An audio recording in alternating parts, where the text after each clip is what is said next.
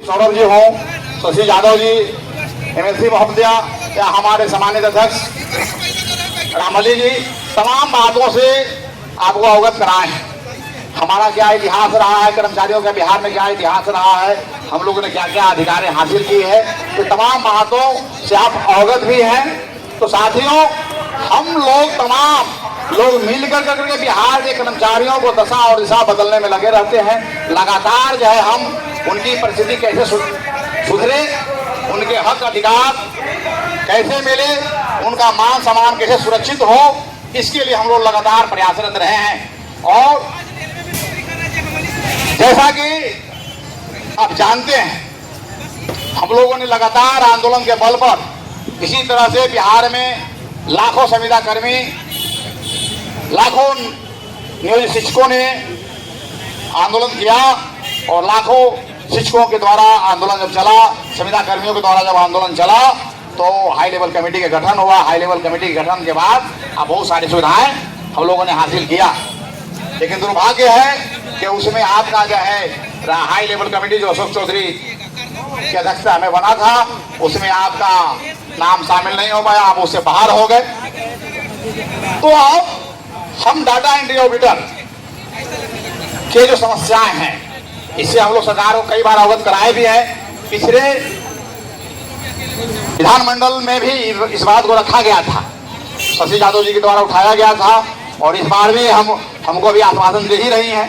हमारी बात को पुरजोर तरीके से बिहार विधान परिषद में उठाएंगे, और संदीप सौरभ जी भी उनसे भी बात आपको बोल के गए हैं, तो विधानसभा में भी इस बात को उठवाया जाएगा। और सड़क से सदन तक आपकी लड़ाई जारी है, और जब तक हमारी सेवा समायोजित नहीं होती है, हमको स्थायी कर्मचारी का दर्जा नहीं मिलता है, तब तक यह आंदोलन चलता रहेगा। साथियों, जैसा कि आप जानते हैं, हर कार्यालय में पहले टाइपिस्ट का पद हुआ करता था, स्टोनों का पद हुआ करता था। जी बिल्कुल। अब टाइप राइटिंग मशीन नहीं है, अब उसके जगह पर कंप्यूटर आ गया। तो कंप्यूटर आ गया तो कंप्यूटर चलाने वाले हमारे कौन लोग हैं? डाटा एंट्री ऑपरेटर आप लोग हैं, प्रोग्रामर साथी हैं। तो तमाम लोग उनको सहायता करने के लिए IT बॉय, IT गर्ल्स, तमाम जो लोग हैं, तो तमाम लोगों का यह कोई पद ऐसे नहीं आ गए हैं, वो तमाम लोगों का पद जो है सृजित हुआ है, पद सृजित किया गया है, लेकिन संविदा पर सृजित, आउटसोर्स पर सृजित किया गया है। हम सरकार से कहना चाहते हैं कि अस्थायी काम है। अब जो डिजिटल इंडिया हो रहा है, डिजिटल इंडिया में जो काम हो रहा है, तमाम जो है कंप्यूटर से हो रहा है। तो कंप्यूटर से काम करने वाले हमारे साथी यहाँ धरना पर बैठे हुए हैं और मांग क्या कर रहे हैं? हम काम करते हैं सरकार का, हम बिहार सरकार का काम करेंगे और पैसा हमको मिला देगा तो अन्य एजेंसियां देगा, यह कदापि उचित नहीं है, यह नहीं चलेगा। हम काम करेंगे बिहार सरकार का, तो बिहार सरकार के खजाने से, बिहार सरकार के ट्रेजरी से हमारा वेतन का भुगतान होना चाहिए, और सीधे जिस तरह से हम सरकारी कर्मचारी हैं, हमको खाता में सीधे ट्रेजरी से आ जाता है अकाउंट में, उसी तरह की व्यवस्था हमको होना चाहिए।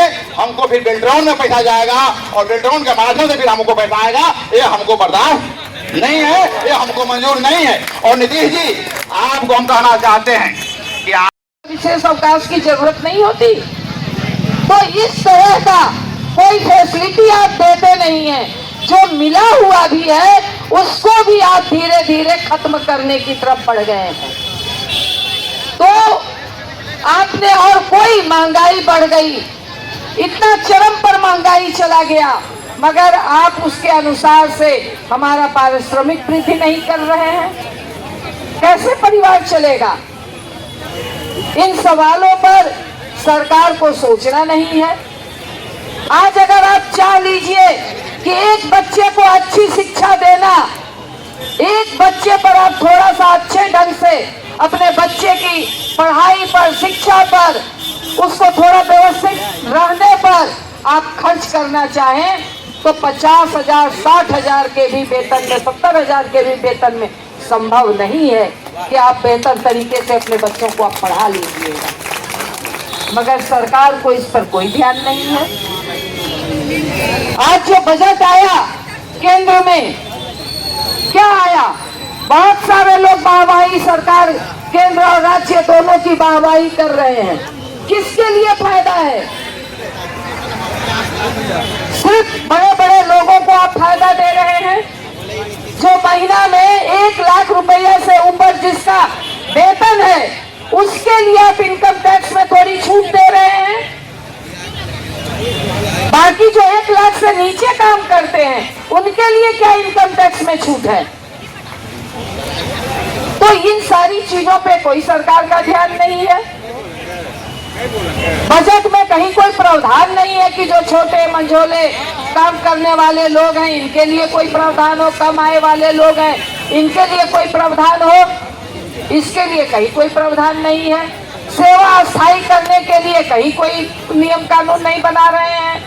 महंगाई भत्ता जो सिर्फ केंद्रीय कर्मचारी रहेंगे, आप उनका वेतनमान 8वां वेतन 8वां ना भी लागू हुआ है, 8वां होने वाला है, 8वां वेतनमान लागू करने की आपने घोषणा कर दिया।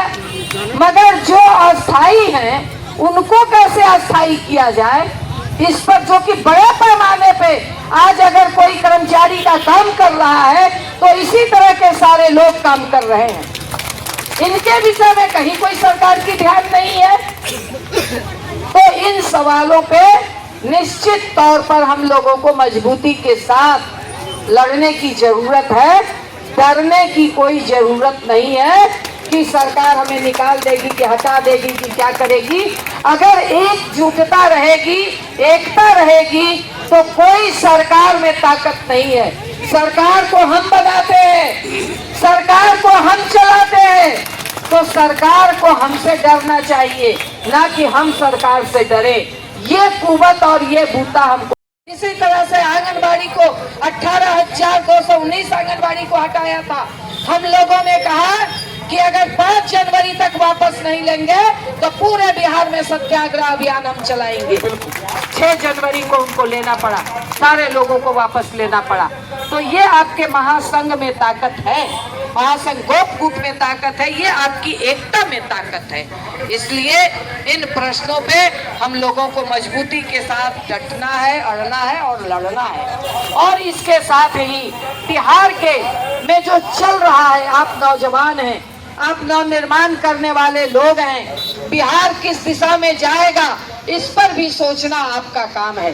कल दिल्ली का चुनाव का रिजल्ट आया, ठीक है, फिर आप लोग जानते हैं कि चुनाव किस तरह से चुनाव में धांधली हुई।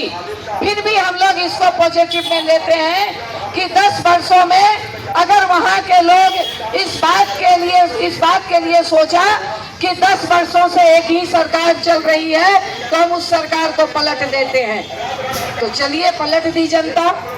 तो बिहार में भी आप लोगों को सोचना होगा कि 20 बरस से जो सरकार चल रही है जदयू और भाजपा की, तो आने वाले चुनाव में 20 बरस से चल रही सरकार को हम पलट दें। इस बात का भी हम लोगों को, क्योंकि आज आप देख लीजिए कि बिहार के अंदर क्या हो रहा है, बिहार को पीछे धकेलते।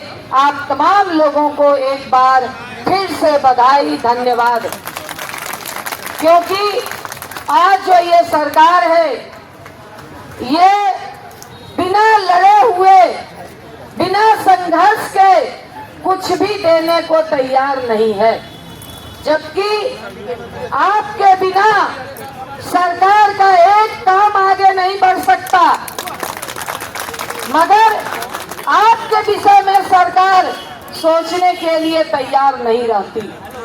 लगातार आपने मांग दिया, लगातार सरकार से आपने बातें की कि धरना की जरूरत न पड़े, हमारी मांग मान ली जाए, मगर ऐसी ये तानाशाह सरकार है कि आवाज सुनने को तैयार नहीं है।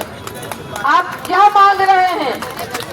बस इतना ही तो कि हम जो काम कर रहे हैं, क्योंकि ये अस्थाई नेचर का काम है, कोई ये तो नहीं है कि आज करेंगे और कल आपका काम समाप्त हो गया।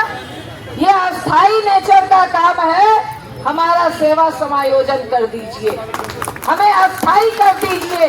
ये कौन सी बड़ी मांग है भाई? हमारे बिना आपका काम नहीं चलेगा।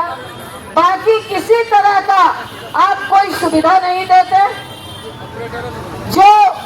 जो संविदा कर्मी हैं उनको भी, हमारी बहनों के लिए जो 2 दिन का विशेष अवकाश महासंघ गोप गुट उस समय गोप जी थे, उसने कहीं पूरे देश में लागू नहीं था, मगर गोप जी के नेतृत्व में आंदोलन चला और बिहार में वो 2 दिन का विशेष अवकाश लागू हुआ और सबके लिए वो विशेष अवकाश लागू हुआ था।